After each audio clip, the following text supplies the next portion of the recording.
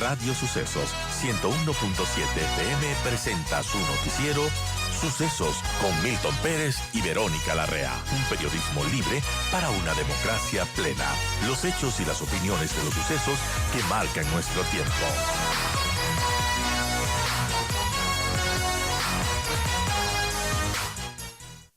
Bueno, el país en este momento debate el incremento del IVA en 3 puntos. Este es un proyecto que ya se está examinando en la Asamblea Nacional.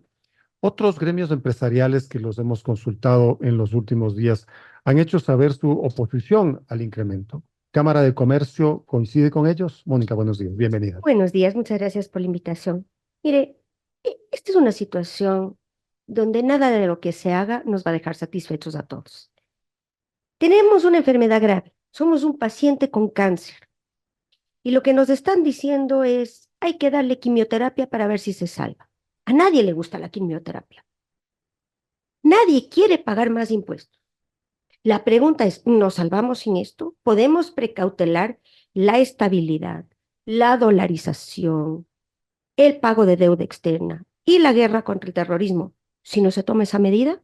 Yo no creo. Y le voy a decir por qué. Porque el IVA tiene respuesta inmediata. El IVA se empieza a recaudar mañana.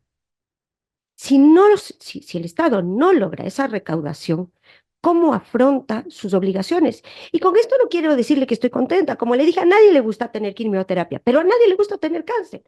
Y el problema es que esta situación es el resultado de muchos años, de muy malas decisiones, de un Estado obeso, que gasta más de lo que gana, que da subsidios que no puede pagar, que se ha comprometido con una deuda externa cara y a corto plazo, que no tiene una explotación petrolera como la que debería, y que le deja esto en un estado de absoluta quiebra, falta de posibilidad de enfrentar sus obligaciones, pone en riesgo la dolarización y no puede afrontar el compromiso que ha hecho el gobierno nacional de enfrentar al terrorismo y a la delincuencia. Es que este es uno de los elementos que muchos empresarios y muchos responsables de cámaras están señalando en este momento.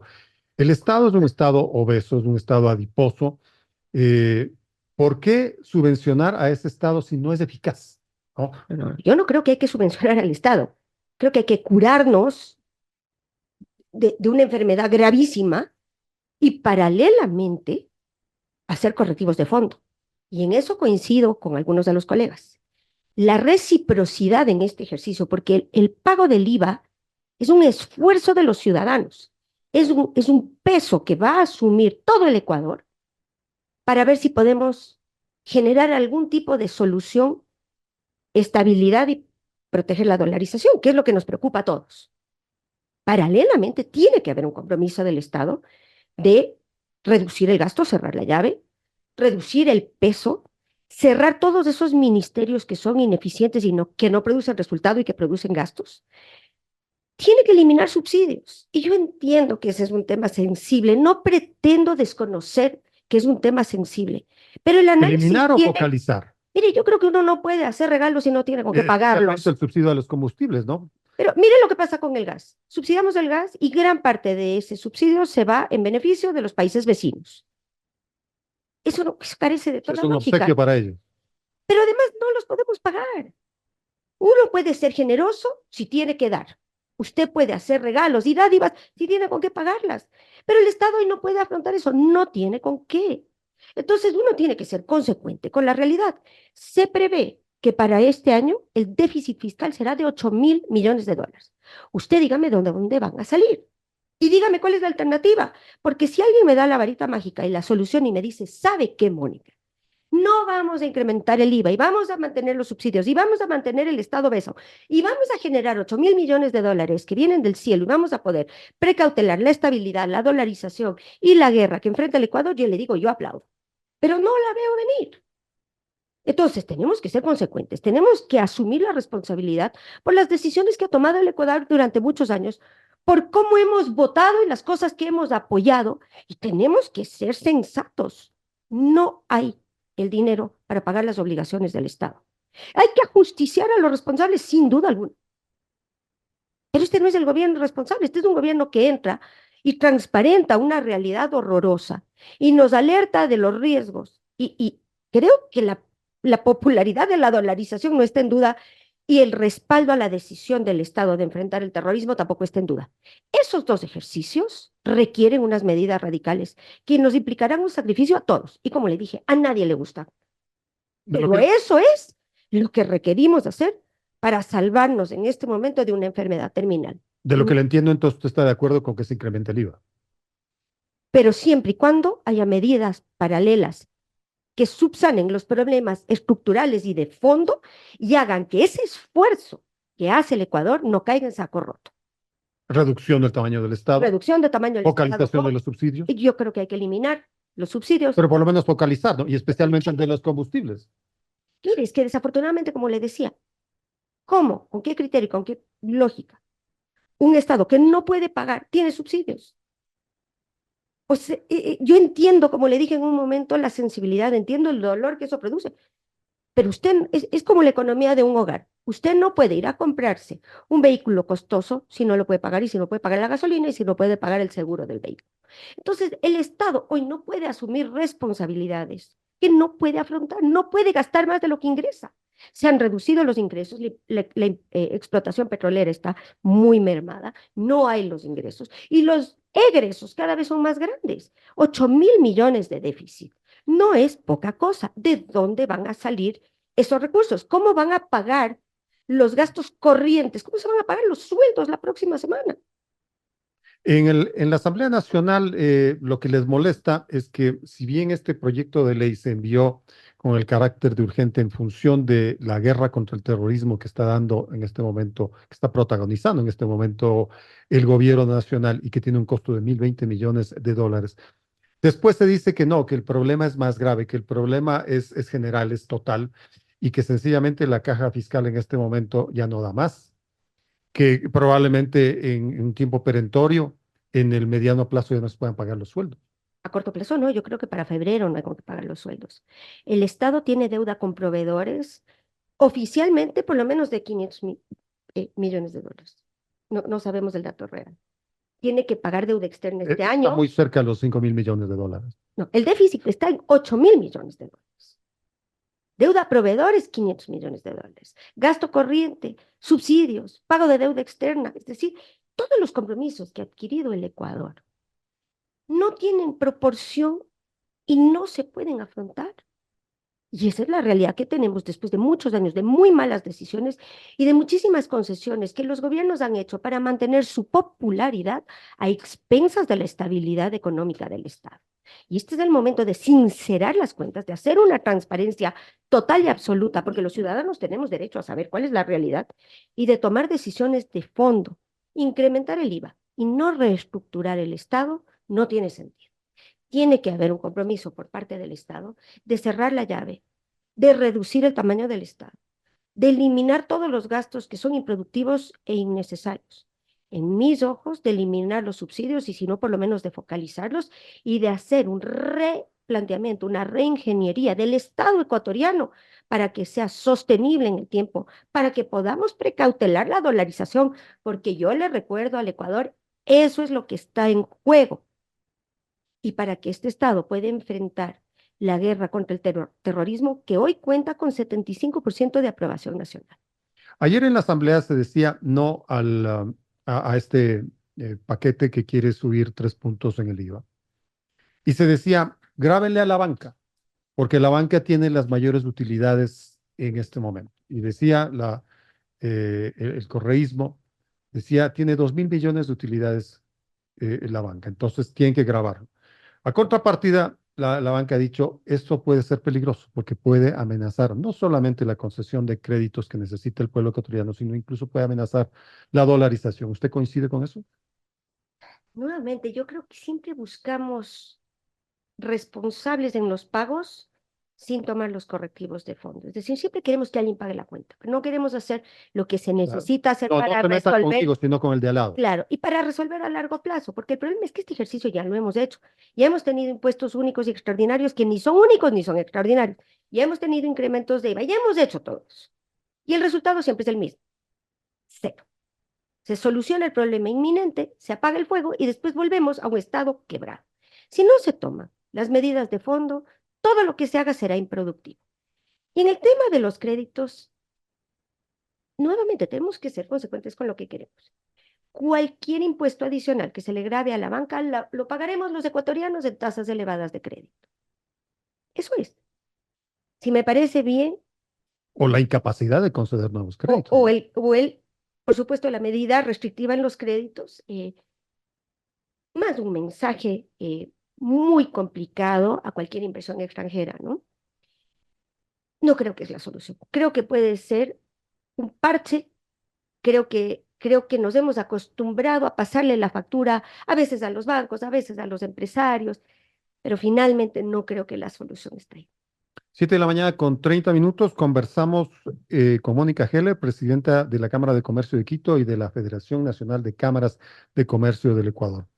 En nombre de los empresarios, usted sabe que este impuesto, esta elevación del IVA, podría afectar los precios de los productos. Incluso se habla de una disminución del consumo.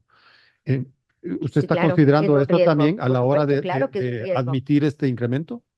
Nuevamente, yo quiero recalcar, no es que yo aplaudo el incremento del IVA, es que considero que es la única medicina que va a solucionar la enfermedad que tenemos. Que eso viene con riesgos, sí.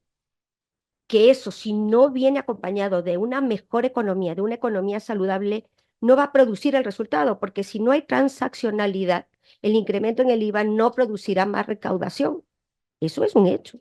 Entonces, parte del reto, el arte aquí, va a consistir en tomar estas medidas, mantener la guerra y paralelamente buscar la normalidad en la actividad económica y en el quehacer cotidiano de los ecuatorianos. Si no volvemos a un estado de normalidad, si no reducimos, por ejemplo, el toque de queda, ese debe ser tamizado y debe ser orientado a las zonas de altísimo riesgo en el país.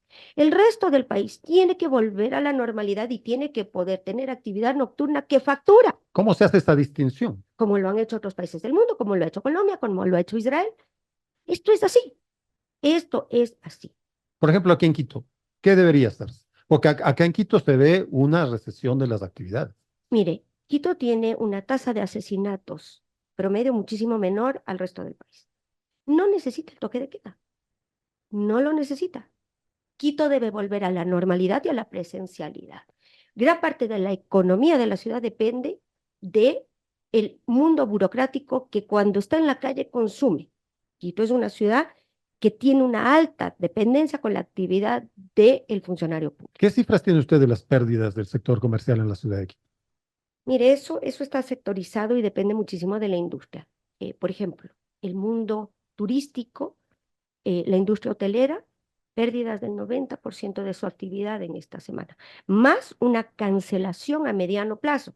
De las reservas. Claro, porque lo que pasa, sobre todo con los mayoristas turísticos, es que programan sus ventas y sus reservas a varios meses ante la posibilidad de no poder traer a sus turistas porque hay guerra, porque hay toque de queda, todos los mayoristas han cancelado sus reservas a mediano plazo. Y a corto plazo hemos visto una actividad tendiente a cero en esta semana. Lo mismo la industria de los eventos. Todos los eventos nocturnos fueron cancelados, los matrimonios, las fiestas. ¿Eso qué implica? Que toda la venta de abastecimiento para esa industria, es decir, alimentos y bebidas, esta semana tuvo una reducción significativa. Los bares y las discotecas tendientes a cero. Los restaurantes con una facturación del 50%.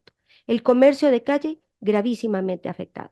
Entonces hay que entender que estas medidas están costándole a la economía y que hay que recuperar la normalidad velozmente, porque solo así podemos preservar las estructuras productivas, el empleo y podremos además generar la transaccionalidad que va a producir los impuestos que se necesitan para afrontar las deudas estatales. Para concluir este tema, porque hay muchos comerciantes, hay muchos dueños de negocios en el centro histórico que ven con frustración cómo el centro histórico está vallado, luego de que tuvo pues un incremento impresionante en los meses de noviembre y diciembre a raíz de la utilización del metro. Entonces ahora ven una caída ostensible Mire, de sus el sector actividades, sus comercial ganancias. en el Ecuador es una víctima constante. Esto vale la pena aclararlo, porque suele satanizarse al sector privado y creo que es momento de ponerle Vamos a pare hablar, a esa vamos a hablar de satanización. eso, Esto efectivamente. es lo que le ha pasado al sector productivo en los últimos años.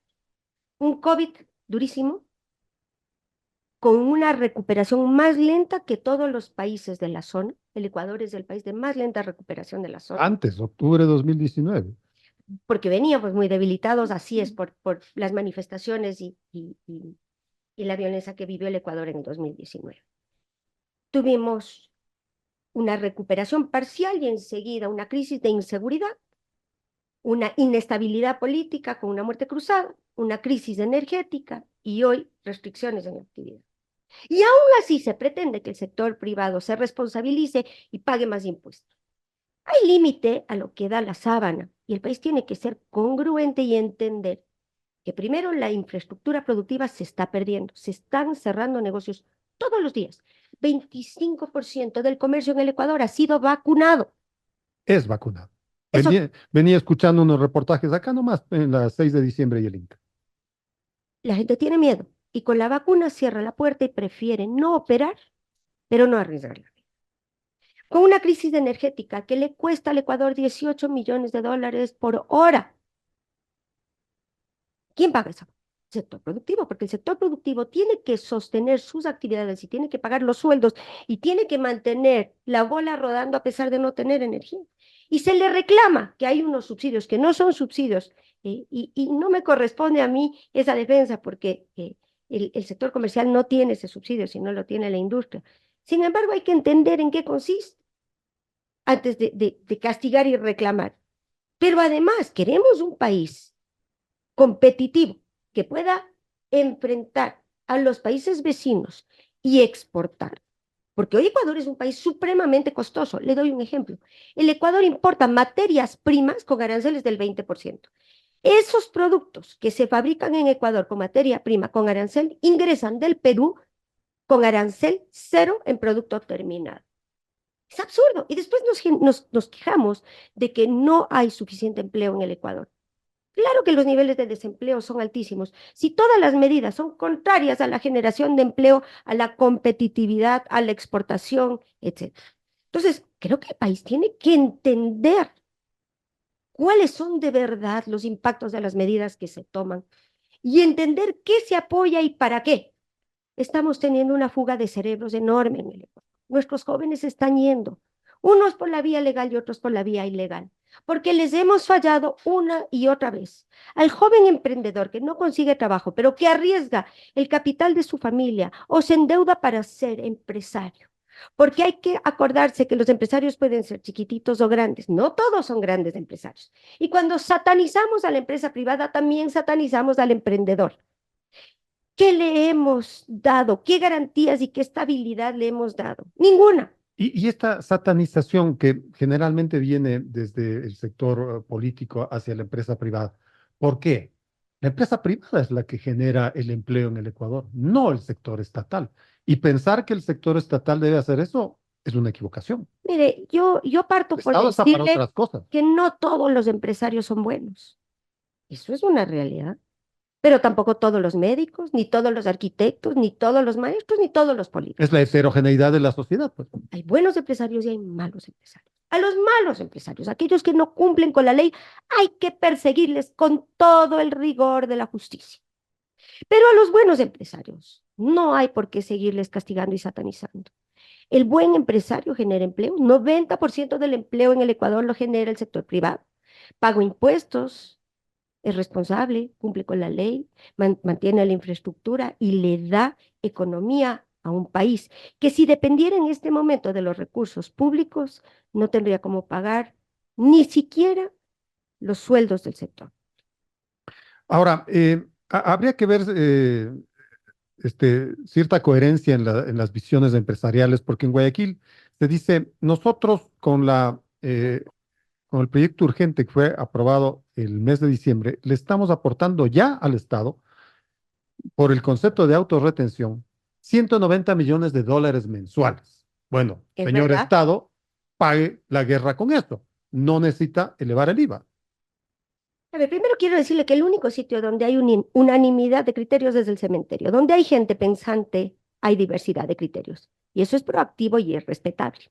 Y nos conduce a una conversación inteligente en búsqueda de soluciones y no solamente de oposición rotunda a todo. La oposición rotunda no nos va a llevar a construir nada. Es cierto lo que dicen ellos. Es cierto que la autorretención es un esfuerzo fiscal y es un esfuerzo en la liquidez. La pregunta es si alcanza. Nuevamente, yo pongo en la balanza lo que está en riesgo. A mí me preocupa perder la dolarización, me preocupa profundamente. Y me preocupa la estabilidad del Estado. Y me preocupa la capacidad de pago de la deuda externa. Y me preocupa la guerra en la que nos hemos comprometido a tener como país. Eso suma, de acuerdo a los expertos, un déficit de 8.000 millones de dólares. Pero esta cifra a Entonces, veces, cuando usted me dice, el enfermo tiene un cáncer terminal, pero le voy a poner una curita y yo ruego a Dios que con la curita se cure, no estoy segura de que funciona. pero estos números a veces como que no le dicen mucho al público, ¿no? 8.000 millones de dólares de déficit, 5.000 millones de dólares en atrasos. Bueno, parece que el ministro de Finanzas fue un poquito más gráfico y dijo, a ver, señores, creo que no vamos a poder pagar sueldos a la burocracia en el mes de marzo. Si es que esto sucede, es un poco menos que la crisis y la bancarrota del Estado. Ahora, muchos dicen, los estados no caen en bancarrota. ¿Será cierto? Mire, nuevamente, creo que hay que mirar un poco más allá y hay que ver lo que le ha pasado a Argentina, por ejemplo. Argentina es un país quebrado, pero no solo es un país quebrado, es un país donde el sector privado sacó todos sus recursos y donde la inversión extranjera es tendiente a cero. Y es un síntoma que estamos viendo en el Ecuador, la inversión extranjera es tendiente a cero. Y estamos en un punto de Los inflexión muy números grande. del año pasado fueron humildes realmente. Entonces, una cosa es el discurso vacío y otra cosa son los hechos reales. Y no quiero sonar como una defensora del Estado, porque no es mi función, ni estoy aquí para eso. Simplemente estoy evaluando la realidad como está planteada y estoy entendiendo los riesgos que eso significa para todo el Ecuador. Y no puedo dejar de ser consecuente con lo que eso implica en términos de soluciones. ¿No me gusta? No. Que preferiría un Estado sano, razonable, proporcional, mirando al futuro. Porque mire, el otro problema que tenemos con esta realidad es que estamos tan comprometidos siempre con resolver los déficits y los problemas y la falta de planificación que no hemos hecho inversión a futuro en muchos años.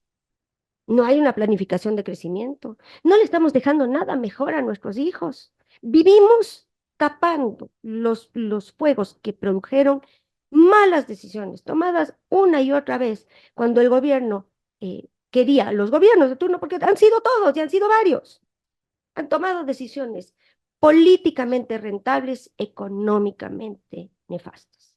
Con el estado de cosas actual, es un poco difícil hablar de inversión extranjera para este año 2024, ¿no? Usted ha visto cómo los titulares mundiales lamentablemente han llevado pues un conocimiento del Ecuador negativo. La toma de TC Televisión fue vista en todo el mundo. Entonces, ¿quién se puede interesar por poner sus recursos?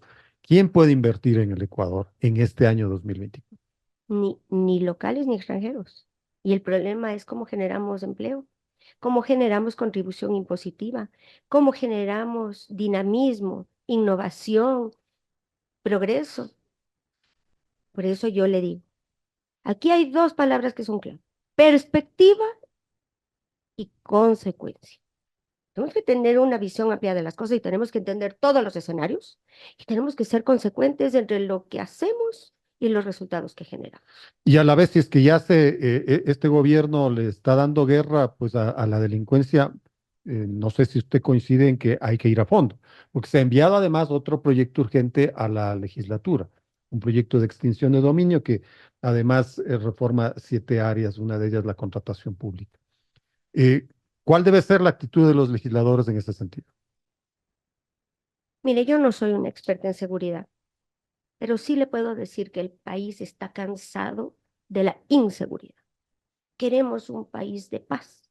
Queremos volver al Ecuador que queremos y amamos, donde podíamos vivir con tranquilidad, invertir con tranquilidad y criar a nuestros hijos con tranquilidad. Creo que el Estado hoy ha mostrado por primera vez en muchos años la decisión firme de hacer lo que hay que hacer. Y el país le aplaude eso. 75% del país está a favor de lo que está pasando. Y creo que todos queremos un país de paz. Hay que hacer lo que hay que hacer. Mónica Geller, presidenta de la Cámara de Comercio de Quito y de la Federación Nacional de Cámaras de Comercio del Ecuador. Gracias por tu presencia. Gracias por la invitación. Son las 7 de la mañana con 46 minutos en el Noticiero Sucesos.